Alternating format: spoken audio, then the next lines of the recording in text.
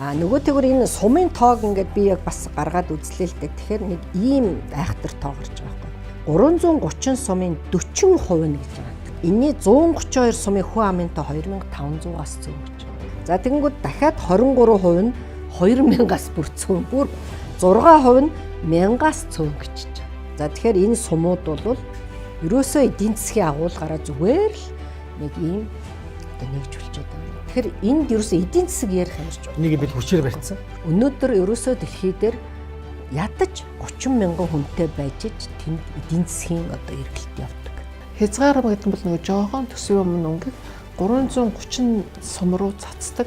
Тэгээ 9 дүүрэг те 126 хороолуу ингээд цацдаг тэр юм л орж ийнэ гэсэн үг. Тэгэхээр нөгөө жоохон мөнгө чинь айгүй олон жижигээр ингээд салаад байхаар нөгөө том бүтээж чаддаггүй. Монгол улсууд одоо сүүлийн 30 жилд сайн гангийн үйлдвэр бариагүй гэж жишээ.